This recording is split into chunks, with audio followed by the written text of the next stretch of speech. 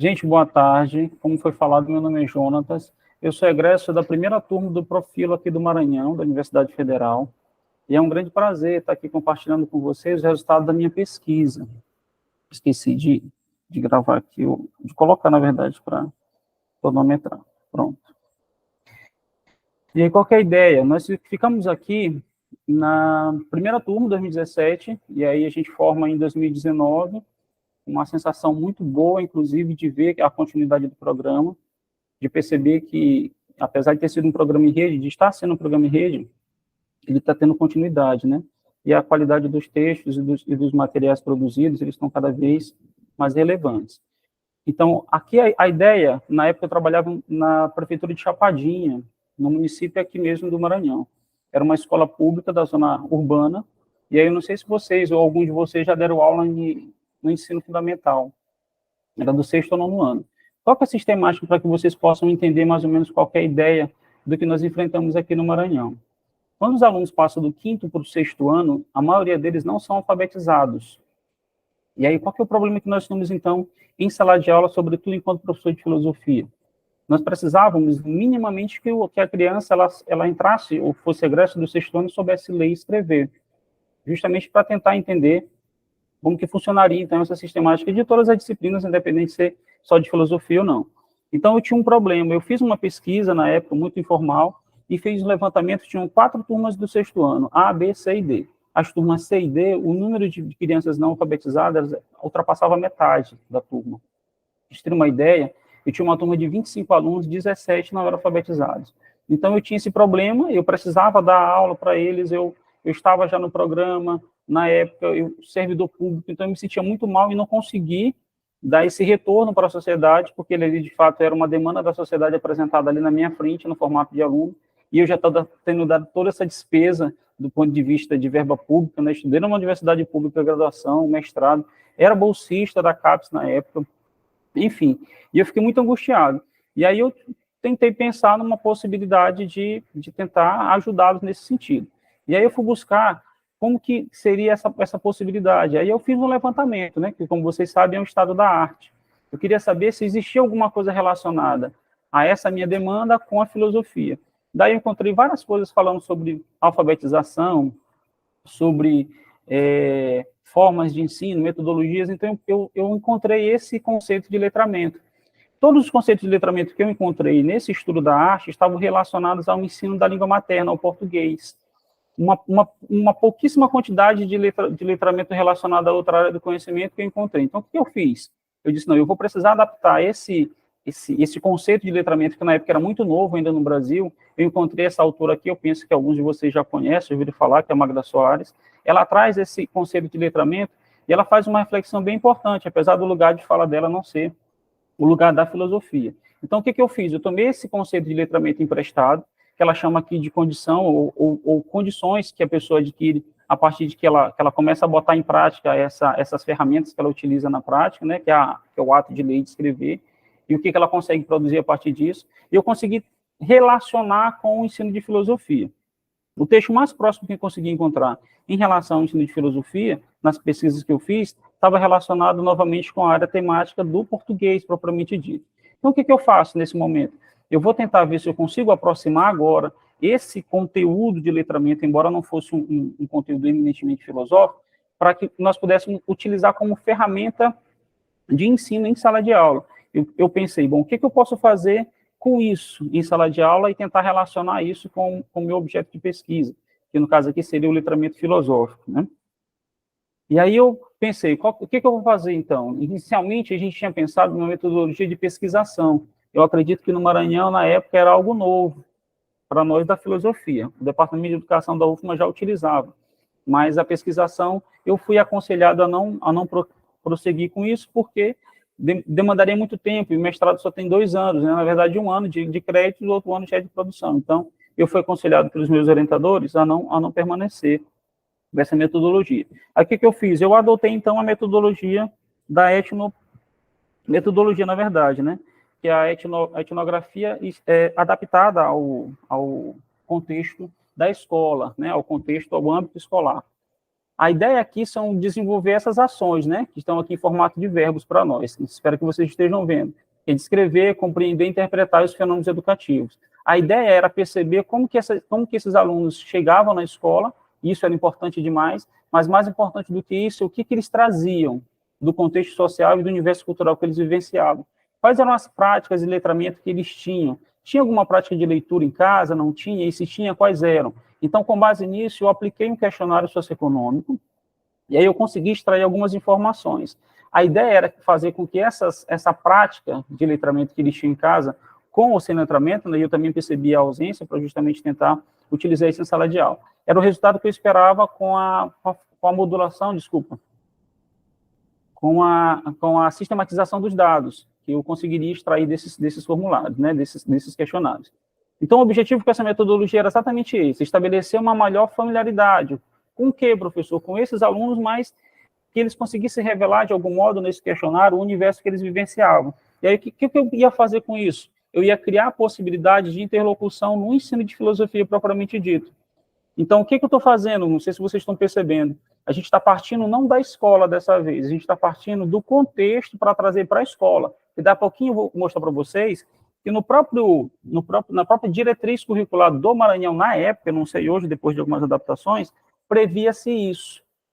Só que eles não davam condições, não deram condições. Existia essa previsão nos documentos oficiais, nas diretrizes, tanto estaduais e depois reproduzidas lá nesse município, mas na prática mesmo a gente não conseguia ter um suporte. Existia um direcionamento, mas não existia o suporte para como fazer. Mas existia essa possibilidade. E aí, o que eu fiz para fazer o levantamento desses dados? Além desse levantamento bibliográfico, né, que é o de praxe de uma pesquisa, fiz a aplicação dos questionários e a observação participativa.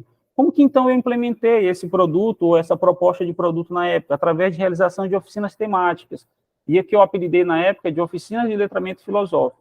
Essas oficinas temáticas é uma sistemática muito antiga, inclusive, que nós, aqui do Maranhão, fazemos quando vamos dar algum curso de formação, que é educação não formal, né? Porque a gente está falando aqui do lugar da educação formal. E aí eu fiz essas oficinas, daqui a pouquinho eu vou mostrar para vocês os temas. Qual que seriam, então, essas implicações em relação ao letramento? Eu acho que essa é uma indagação importante que a gente pode se fazer. A ideia aqui, no caso, seria identificar, a partir desse nível de letramento aqui, o lugar que esse sujeito se encontra. E, infelizmente, apesar da escola ser na zona rural desse município, a realidade socioeconômica dos alunos era extremamente precária. Para vocês terem uma ideia, antes dessa escola ser inserida na rede municipal, ela era conhecida como a escola pé no chão. Por isso que tem esse nome Almada Lima, professor. O senhor não conseguiu pronunciar logo de pronto, tem esse nome diferente, porque ele é, na verdade, uma referência para a cidade, apesar de já ter falecido. Ele era um procurador lá, então ele soube que as crianças não poderiam estudar nessa escola que era antes comunitária, porque não tinham calçado, não tinham roupas adequadas. Então, ele proporcionou calçado para essas crianças, de algum modo, algum suporte para essa escola, e as crianças puderam estudar. A escola conseguiu uma notoriedade na época, e aí foi inserida na rede. Mas isso é uma outra história que a gente conta lá na dissertação, quando esmiuça mais o histórico da escola. Esses aqui, como eu havia falado para vocês, são as diretrizes curriculares aqui para o nosso estado. Olha o que ele diz em relação ao ensino de filosofia, diferente do que a gente está vivenciando agora com a reforma do ensino médio. O objetivo com o ensino de filosofia, isso é a diretriz falando, metodologia de proposta de ensino de filosofia, e ele propõe uma ênfase no ensino contextualizado. Aqui ele quer que as práticas sociais, no caso dos alunos, elas, de algum modo, sejam desenvolvidas nos objetivos escolares. Esse finalzinho aqui já é grifo nosso, que é a mistura deliberada de gêneros discursivos, que é um conceito que eu vou trazer de Bakhtin, que eu vou apresentar para vocês daqui a pouco, que eu consegui fazer uma espécie de liga em relação à sequência didática de Silvio Galo. Aí eu vou utilizar Serletes, Aspes aqui, daqui a pouquinho eu falo sobre isso. O que eu quero chamar a atenção de vocês aqui nessas diretrizes? Que apesar dessa possibilidade trazida pela diretriz, inclusive ele continua dizendo isso aqui, é que existia uma inclinação do próprio Estado de proporcionar para os alunos uma educação que já levasse isso em consideração. Embora ele não propôsse de forma estruturada um método de ensino. Ele deixou meio que à disposição dos educadores para que a secretaria, seja estadual ou municipal, pudesse tentar implementar isso. De todo modo, não sei se vocês conseguem ver aí, a ideia é que o nível cognitivo e afetivo dos alunos seja fomentado com o ensino da filosofia. E a ideia é que o resultado final que a secretaria espera com essas diretrizes, que é a resolução de problemas do cotidiano. Então, quando eu vi isso, eu disse, pronto, encaixa com o meu problema, encaixa com meus referenciais teóricos, só não encaixa com as condições. Aqui eu não tenho condições. Então, eu não poderia esperar que o Estado viesse e me desse condições, sobretudo de alfabetizar essas crianças no tempo certo. Eu precisava fazer alguma coisa por elas e, de algum modo, que elas conseguissem visualizar a importância da filosofia e, quiçá, pudessem filosofar. E aí eu não falo no filosofar naquele termo profundo, ou institucional, ou tradicional, que nós escutamos no dia a dia nosso, né, de professores, mas um filosofar no sentido de entender, pelo menos artificialmente, a realidade que eles estavam inseridos, né? Eu acho que isso já seria importante. Olha a diretriz curriculares iniciando aqui e esmiuçando um pouquinho mais o que eles querem, ó. O resultado seria, problematizar, no caso, né, as condições humanas, e ter como resultado, uma ressignificação do mundo. Isso aqui não sou eu que estou dizendo, isso aqui são as diretrizes curriculares. Com base nisso, eu mantive minha proposta e segui. E aí eu chamei a atenção de vocês para cá, para uma metodologia proposta pelo próprio Estado. Ele propõe a comunidade de investigação. Aqui mais na frente, eu vou ter um termo que eu vou chamar a atenção de vocês, que é relacionado a Bakhtin. Ele vai chamar essa comunidade essa comunidade investigativa de um outro nome. Ele vai chamar de comunidade linguística. Mas apesar de Bakhtin ser de um outro contexto histórico e cultural, ele, de algum modo, já percebia a importância e esse lugar privilegiado onde esses gêneros de discurso eles produzem algum conteúdo diferente, que pode chamar a atenção desses alunos, né? Então, aqui são os conteúdos que as diretrizes, elas, de algum modo, impõem para que os professores possam trabalhar em casa, na escola, perdão. Eu não sei se vocês lembram da observação, não sei qual foram os professores que fizeram em relação à apresentação anterior, quando ela disse assim, olha, você precisa dizer se esse livro didático é vazio ou não de proposituras filosóficas. Aí eu fiquei lembrando, no meu caso, nessa escola aqui, não sei se vocês estão vendo, eles não forneciam livro didático. Então, eu não teria nenhum privilégio de fazer essa análise do livro didático, se ele tinha ou não um caráter filosófico, porque a gente não tinha um livro. Como que vocês faziam, professor? Quando eu cheguei na escola, a professora que dava aula de filosofia, que não era formada em filosofia, trabalhava com material, não sei se vocês conhecem aí no estado de vocês, era o mundo jovem. E aí ela não sabia que eu era formado em filosofia, não sabia do programa, não sabia de nada, e aí disse, olha, se você trabalhar esses temas aqui, professor, sobre se é importante não aborto, se é importante não roubar, já vai ser o suficiente, porque eles não têm muita leitura, então é o suficiente. Então, foi assim que eu recebi a escola, com total ausência de estrutura e minimamente estrutura de condições de letramento, para vocês terem uma ideia. Então, as limitações e dificuldades eram muito grandes mesmo, nesse sentido. Professor, qual que é a ideia, então, desses gêneros discursivos? Na visão de Bakhtin, existem dois tipos de grandes gêneros discursivos, os enunciados primários e os secundários. Os enunciados primários, eles dão conta de uma comunicação muito cotidiana, do dia a dia, daquele bilhete deixado na porta da geladeira, para não esquecer o litro, para não estourar. Esse seria o campo do enunciado primário. O campo do enunciado secundário já seria uma sistemática mais complexa, está relacionado mais com as áreas da cognição, ou todas as áreas da cognição, que inclui a filosofia ou o pensamento filosófico. Então, qual que foi a minha ideia?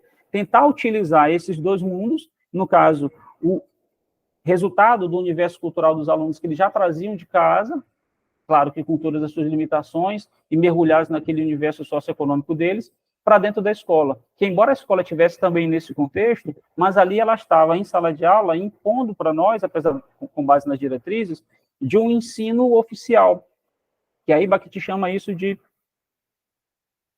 enunciado secundário. E aí, qual que é a ideia? Qual que foi a minha ideia? Eu disse, eu preciso misturar isso, né? Que Bakhtin vai chamar na obra dele de mistura deliberada. Não sei se vocês lembram, aqui ele vai chamar de comunidade linguística, né?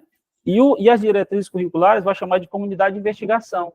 De todo modo, ou de algum modo, essas comunidades têm alguma relação.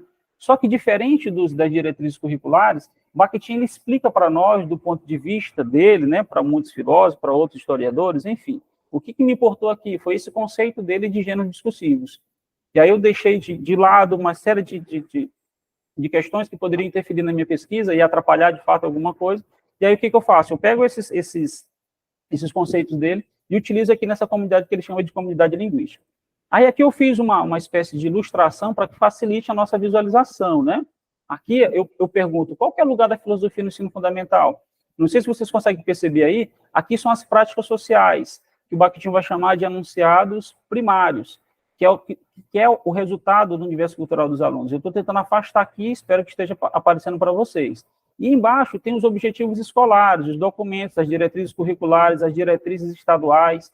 A ideia é que eles estavam separados, é como se eu tirasse esses alunos aqui de casa e impusesse esses objetivos escolares para eles na escola, e ele, de algum modo, não estava se comunicando, porque a escola não entregou para mim ele, de algum modo, alfabetizado. E os alunos que eram alfabetizados não eram letrados. Não sei se vocês conseguem perceber essa diferença. Qual que é a diferença do aluno não alfabetizado para o aluno não letrado? Eu vou dar o exemplo do Brasil. Ainda assim, hoje, em 2023, nós temos ainda um nível muito grande de pessoas que não sabem ler, ou não alfabetizados.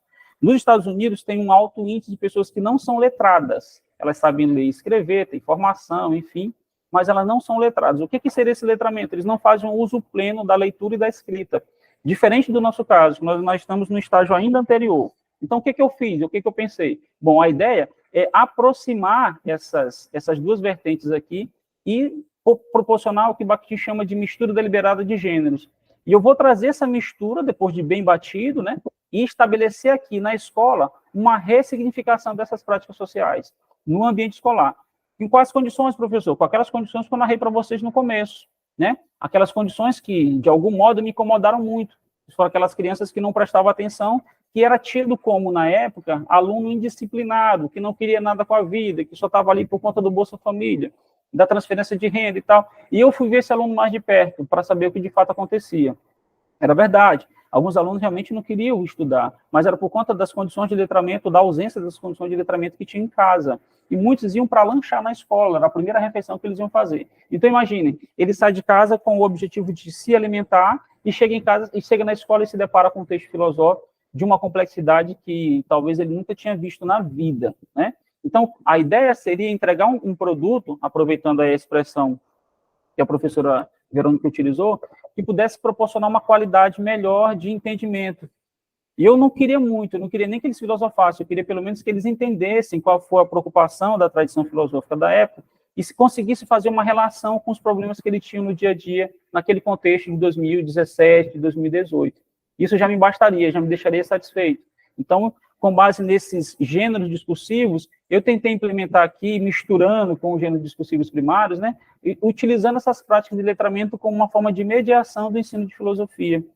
Então, aqui eu consigo perceber que, embora tenha comunicações distintas aqui, eu conseguiria produzir aquilo que o Estado estava propondo lá nas leis de diretrizes estaduais, embora não desse condições, mas aí eu não vou ficar esperando que o Estado me dê condições, eu vou ficar esperando, de algum modo, que eu consiga superar essas dificuldades, né? Então, a tentativa geralmente foi essa, de fazer isso, né? E aí eu vou utilizar uma sequência didática com base naquilo que já existe, né? Que é a proposta do Silvio Galo, da Renata Aspe, e também corroborada aqui por Serlete, que era a ideia de fazer isso de uma forma mais sistematizada, né? Aqui eu vou conseguir mostrar para vocês, não sei se vocês conseguem olhar, nessa parte de fora, tem as diretrizes curriculares estaduais. Percebo que tem uma certa semelhança com a sequência didática de Silvio Galo, ó, problematização, sensibilização, instrumentalização e a catarse aqui, que é o final. Na sequência de Silvio Galo, ele começa sensibilização, problematização, investigação e conceituação. Beleza. Essa sequência era interessante para entregar um produto? Era maravilhosa. Tanto a estadual como a de Silvio Galo seria maravilhosa. A grande questão é que nem a estadual, no caso das diretrizes, e nem a sequência de Silvio Galo se depararam com a realidade que eu me deparei na escola. E isso, para mim, era o diferencial. Por quê? Porque eu estava falando de um lugar de fala comum, que, infelizmente, é um lugar de fala que é muito negligenciado por a maioria dos professores, né? Ah, meu salário está caindo todo mês, eu não quero saber se esse aluno está querendo alguma coisa ou não. Eu quero dar continuidade aqui no meu trabalho, preencher. É possível que ele reprove, o sistema não vai permitir que reprove determinado número de alunos, ele vai continuar, e daqui a pouco ele chega sem essa prática de letramento lá na universidade. Se chegar, ou quando mal, numa instituição pública privada de ensino superior, e vai continuar com as mesmas dificuldades. Então, o que eu pensei? Bom, eu vou tentar ver se eu consigo, com base nessas duas metodologias aqui, que de algum modo falam a mesma coisa, embora de lugares diferentes, né? Silvio Galo vem de um lugar diferente das diretrizes curriculares, então eu pensei nisso, ó. Os objetivos escolares e as práticas sociais vão tentar me dar conta aqui, através desse universo interpretativo dos alunos, seria o veículo, né? eu faria essa mistura deliberada de gêneros proposta por Bakhtin, entraria no veículo que é o universo interpretativo dos alunos, que era ele entrando na escola, identificaria os enunciados primários, que era o resultado da aplicação dos questionários, e faria aqui a mistura deliberada com gêneros secundários, né, que seria a filosofia aqui também, que é o que Bakhtin chama de gêneros discursivos, e tentaria, de algum modo, adaptar a sequência didática de Galo, e o que eu estou chamando aqui de postulado de ensino de filosofia, através das oficinas de letramento filosófico. Então, essa foi a ideia, de algum modo, para tentar contextualizar, de fato, e ter uma contextualização mais verdadeira. Eu vou emprestar esse termo agora aqui para vocês entenderem o que eu queria, de fato, fazer, para aproximar mais da realidade. Professor, desculpe interromper, que chegamos ao fim do nosso tempo. Então, se você puder concluir, tem um tempo para concluir, mas para que a gente tenha o tempo para as considerações também. Tudo bem, então, tudo bem. Obrigado, professora. Então, a gente encerra com a realização das oficinas de letramento filosófico. Eu propus para os alunos aqui essas perguntas, para que serve a política, para que serve a democracia. Fico muito feliz, porque na época estava tendo um pleito municipal, lá na época, e aí eles trouxeram muitas reclamações em relação à falta de estrutura dos bairros, conseguiram fazer a relação. O objetivo final desse letramento filosófico que eu estou chamando aqui justamente é fazer essa aproximação e ter como resultado uma releitura de mundo, especificamente do mundo deles, embora os manuais de filosofia queiram que o aluno tenha uma visão de mundo geral, eu me contentaria só com a visão de mundo deles ali. Aqui são alguns registros, não sei se vocês conseguem ver aí, dos alunos trabalhando nas oficinas. Essa menina aqui, por exemplo, que está com a mão no queixo, era uma dessas que não eram alfabetizadas. Então, a ideia, eu não vou conseguir mostrar outra foto aqui. Tinha uma outra foto dela com o celular. Nessa época, não era possível fazer uso do celular na escola, era proibido. Então, eu precisei pedir autorização para a diretora da escola, para que nós pudéssemos concretizar aquela fase da conceituação, né? E, sobretudo por ela, que não sabia ler e escrever, eu acho que já seria um grande ganho. Aqui eu agradeço e desculpa aí pelo tempo que a gente acabou extrapolando. Obrigado. Imagina, professor, não foi uma grande extrapolação do tempo, não. Oh, que bom. Vou passar a palavra para o... Ué, cadê o... Ah, achei aqui, para o professor Rafael. Achei que tinha caído.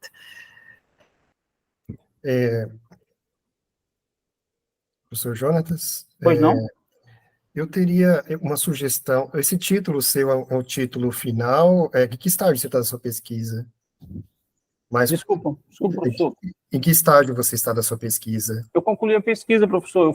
Eu fui egresso do ano de 2017, do Profil aqui do Maranhão. Sim, então eu ia fazer uma sugestão do título do seu trabalho, mas como você já concluiu...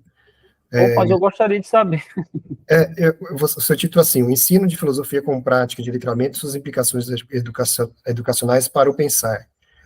Aí aparece de novo, o ensino de filosofia na unidade integrada Doutor Almada Lima Filho. Certo. Para evitar o ensino, eu sugeriria algo assim, prática de letramento e suas implicações para o ensino, para o pensar filosófico, 2 pontos. O caso do ensino de filosofia na unidade integrada Doutor Almada Lima Filho. Perfeito. É um estudo de caso, né? Sim, de fato, é perfeito. Eu tenho algumas questões em relação, por exemplo, você, no momento da sua apresentação, você fala em nível de letramento, né? Sim. Quando a gente fala em nível de letramento, veio uma questão, assim, que eu fiquei me perguntando, se existem níveis, como a gente mensura nível de letramento, né? Como a gente é capaz de dizer que um aluno está num nível acima, ou quais são as referências de nível, né? Como você mensura isso? É possível mensurar isso também, né? Se não é possível, por que uso nível, né? Não sei se faz sentido a minha questão. Faz sim. Inclusive, não sei se vocês lembram, teve uma crise, acho que foi uma crise no Brasil, na época, em meados de 2016 para 2017. Aí nós tivemos um acréscimo muito grande de alunos da rede privada, na época, com escolas muito tradicionais, inclusive, lá na cidade. E aí eu consegui perceber que existia uma diferença, professor Rafael, de níveis de letramento dessas crianças que eram provenientes de escolas privadas e que, por conta da crise, os pais não conseguiram mais pagar o estudo, e eles, de algum modo, começaram a compartilhar essa educação pública nessa escola.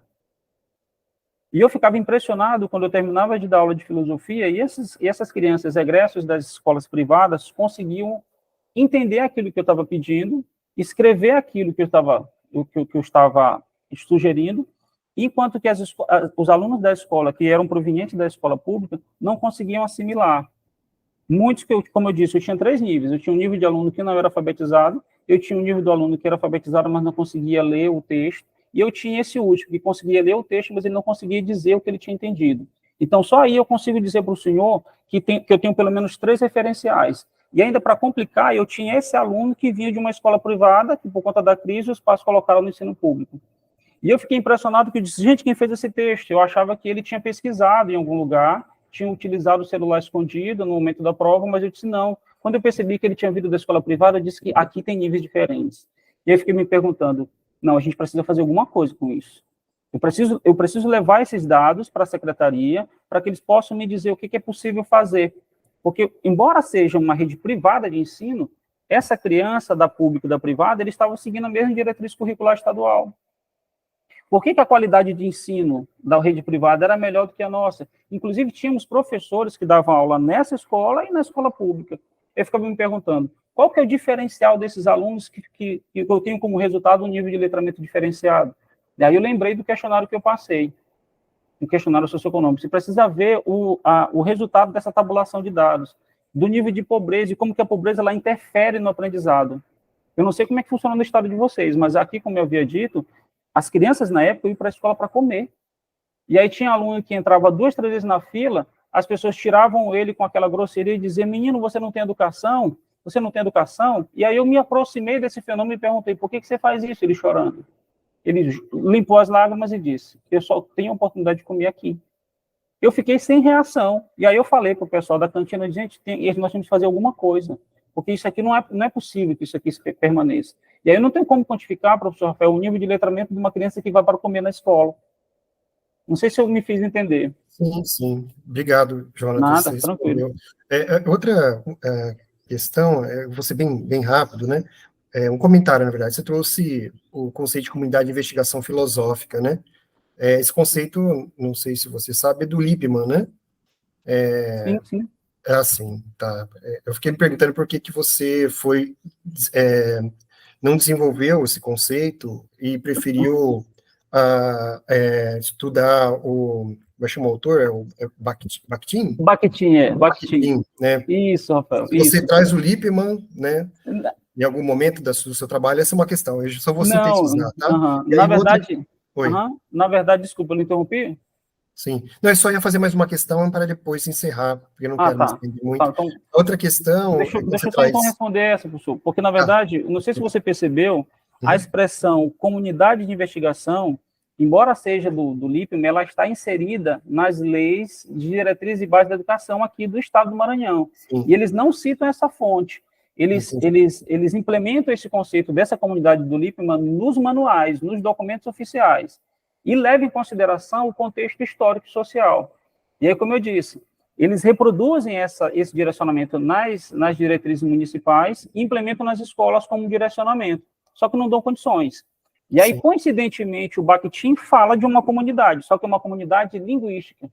E aí, se como eu vou utilizar o conceito dele de gêneros discursivos, aí para mim soa o mais interessante, porque embora ele estivesse falando da mesma questão, o Bakhtin me deu mais condições, porque diferente do Estado que, como eu mostrei para vocês, existia ali um direcionamento metodológico do ponto de vista de uma sequência didática, mas eu não teria condições de fazer isso porque faltavam elementos. E quem me deu esses elementos foi o Mikhail Bakhtin.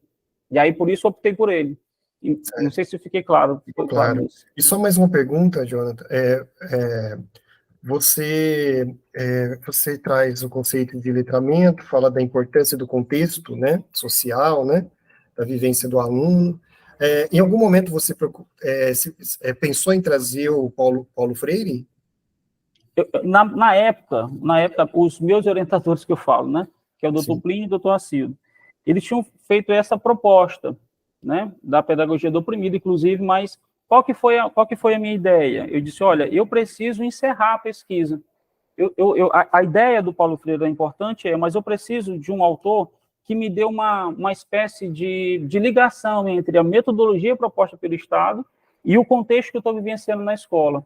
Embora eu trouxesse as informações do contexto do universo cultural dos alunos, que é uma sistemática de fora da escola, que eu acho que era uma ferramenta de trabalho do Paulo, mais do Paulo Freire no caso, mas eu precisava utilizar essas nuances na escola, que não era uma característica do Paulo. E aí eu defendi essa tese na época, os meus orientadores, não, tudo bem então, você vai trazer informações pertinentes de fora da escola para trabalhar na escola, que é onde os alunos, de algum modo, tinham um ambiente mais controlado. Então, a gente pensou inicialmente nessa possibilidade de trazer o Freire para o nosso trabalho, mas eu disse, não, a gente fica com essa sistemática para a gente conseguir delimitar mais o nosso tema. Inclusive, foi sugerido, inclusive pela Vera, que era avaliadora de fora, na época da banca, o Vigotes também. Eu disse, de algum modo, já estou trazendo essas avaliações, e aí ela pensou no Vigotes, eu disse, não, vamos fazer assim, eu já estou emprestando um conceito lá da língua portuguesa, então, vamos tentar ver se a gente consegue focar aqui, nesse foco do Bakhtin, para que a gente não fuja muito. Porque qual que era o meu objetivo? Juntar filosofia e educação. Eu precisava de um autor que me desse essa possibilidade. Então, nessa tentativa, a gente acabou utilizando somente esses autores. Professor Rafael? Obrigado, Jonathan. Eu passo a palavra para a professora Verônica. Ok, obrigado. Professor Jonathan, eu gostaria primeiramente de parabenizá-lo pela pesquisa. Eu penso que a sua pesquisa, ela traz um elemento importantíssimo, que é o elemento do pré-requisito, né? Aquela ideia de que, bom, é muito bonito eu querer desenvolver conceitos filosóficos com os meus alunos, mas e o que eu faço quando os meus alunos mal são capazes de utilizar a linguagem, né, propriamente? E, então, parabéns, eu tenho curiosidade, vou procurar, inclusive, a dissertação para ler. Uma única questão que eu tenho para lhe propor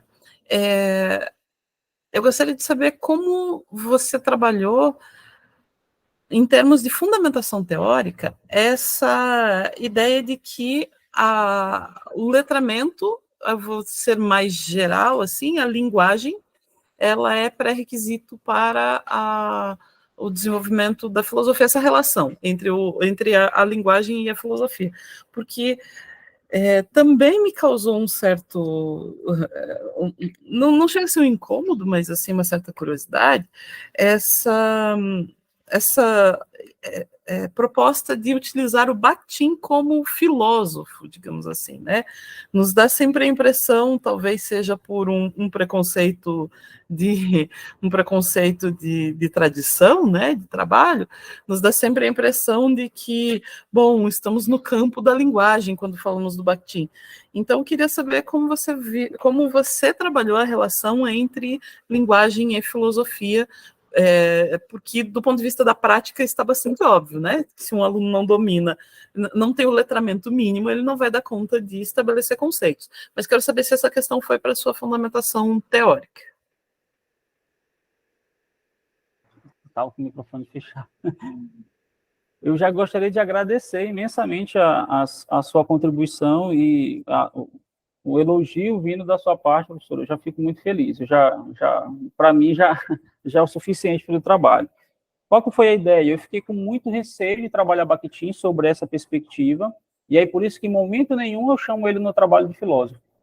Eu chamo ele sempre de autor, justamente porque existia uma espécie de querela, a gente chama de direito de querela doutrinária, existia uma espécie de querela em relação à definição dele nesse tempo, nesse espaço, e apesar de ele trabalhar com o conceito de cronotopia, eu acho que Bakhtin estava fazendo uma autoanálise de seu lugar no mundo, mas, enfim. O que eu fiz? O tempo todo eu chamava ele de autor, justamente para que eu não pudesse direcionar o meu trabalho para esse viés, porque não era esse o meu objetivo. Meu objetivo era conseguir extrair de Bakhtin esses conceitos de gêneros discursivos e conseguir implementá-los nessa sequência didática de filósofos já conhecidos, como Serlet, por exemplo. Serlet, ele indaga o que é esse aspecto do filosofar e de como filosofar, mas ele não implementa uma sequência didática. Por vezes, o Galo e a Aspes, eles utilizam ele na sua sequência didática, mas também não falam no lugar de fala. Como que eu vou fazer isso? Como que eu vou transformar esse universo cultural dos alunos numa ferramenta útil em sala de aula? E isso eu consegui com o gênero discursivo em Bakhtin. Interessante isso, porque assim, eu não consegui chamar ele de filósofo, mas eu consegui utilizar na minha sequência. E isso facilitou para mim, por quê? Porque a ideia de trazer um trabalho pronto e acabado da tradição filosófica e entregar para os alunos naquelas condições, para mim não seria muito viável. Para mim, eu estaria lesando a sociedade do ponto de vista econômico. Eu já teria dado uma despesa muito alta para a sociedade, eu não conseguiria entregar um trabalho de qualidade, não conseguiria nem dizer o que era filosofia para o filho do trabalhador que sustentou o meu curso inteiro na universidade pública. Então, isso me deixava muito mal, enquanto professor. Então, o que eu fiz com o Bakhtin? Eu chamei ele de autor e fui utilizando o conceito dele de gênero discursivo para tentar implementar uma sequência didática que fosse significativa para mim, inicialmente, para que eu conseguisse ver no aluno aí um resgate, e foi o que foi feito na época das oficinas. Eles conseguiram dizer para mim que existia problemas lá na tradição filosófica, mas aqui no bairro dele também existia. E aí eu consegui, então, o objetivo que eu queria, do ponto de vista prático, e aí falar de prática na filosofia é quase um... eu corri excomungado, né? Mas, graças a Deus, no programa que nós fizemos aqui, foi possível fazer isso. Claro que com um pouco de resistência, que alguns alunos, professores ainda do programa disseram que não, que a filosofia é propedêutico, enfim, né? Toda aquela história, eu disse, poxa, nossa, e aí consegui, graças a Deus, e aí eu espero, no futuro muito próximo, tentar implementar isso de forma mais prática, enquanto uma metodologia para ser impressa aí, de algum modo, para ser utilizado. Já tem essa pretensão. Que legal, Samantha, fico muito feliz. Muito feliz que esse trabalho siga adiante.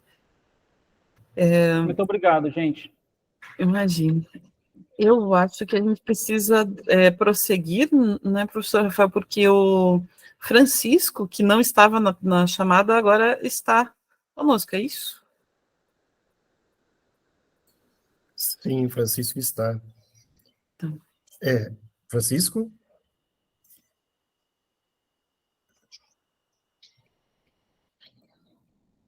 Francisco? Você está nos ouvindo? Francisco?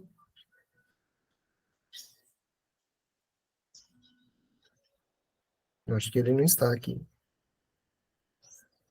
Francisco? Ele deve ter dado uma saída. Enquanto a gente tenta o contato com o Francisco, se alguém quiser ainda fazer alguma consideração rápida ou pergunta para o Jonatas, acho que caberia. Por favor, gente. E aí a gente espera mais um minutinho, Francisco.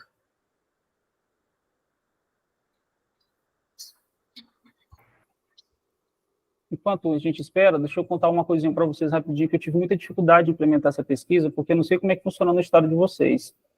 Na época, nós tínhamos 50 minutos em cada turma. Imagina eu fazer uma oficina em 50 minutos. Aí eu precisava negociar com os professores e dizer assim, professora, me ceda seu último horário, que eu vou precisar fazer uma oficina com os alunos. É possível? Não, professor, por isso. Eu tive muita dificuldade para conseguir um horário nas turmas. Pra vocês terem uma ideia.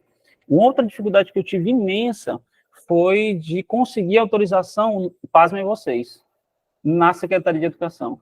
De algum modo, essa pesquisa representava uma ameaça para a Secretaria do município, porque, de algum modo, eu ia apresentar as fragilidades, ia demonstrar as fragilidades do sistema de ensino.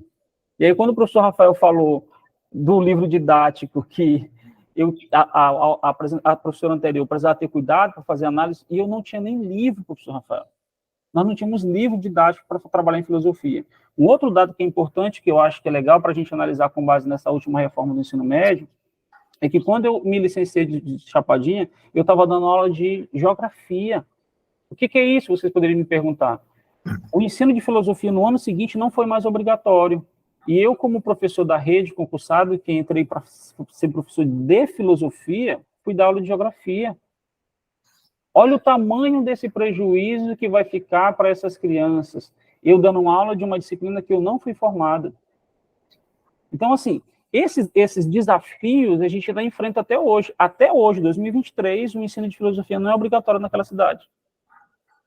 Acho que o Francisco chegou. Chegou? Não, não chegou. Não? Quem disse, acho que ele saiu, acabou de sair. Eu lembro muito de Acho uma que ele fala, saiu. saiu, né? Desculpa. Eu ia Eu falar lembro que muito, talvez ele tenha saído para entrar de novo. de fato, é.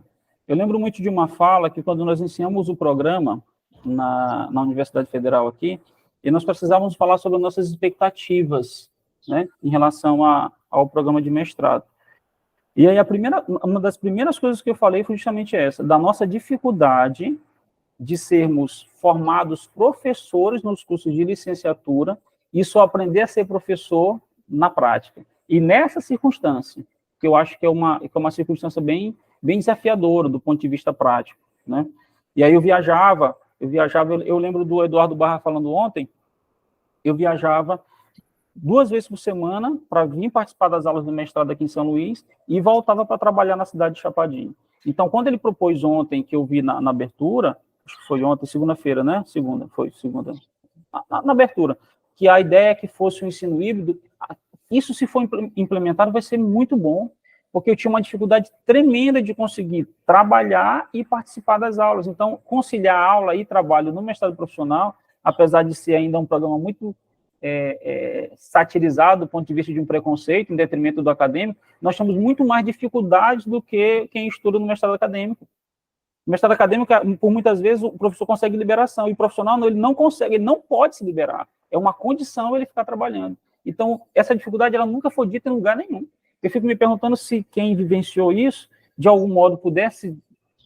Eu nem digo eu, porque eu costumo dizer que a gente sempre faz uso do recurso à autoridade no Brasil, né? Então, se vocês que estão aí de posse desse microfone, de posse dessa organização, pudessem falar em nome desses professores que estão aqui no chão da escola, eu acho que seria muito interessante, porque a maioria dos que estão na Universidade Pública Federal não tiveram experiência no ensino básico, não sabe o que é dar aula nessas condições. Eu acho que seria bem interessante.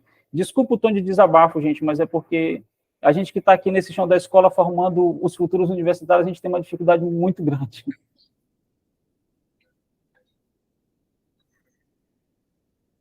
Obrigado, Não, sim. Francisco, pelos comentários.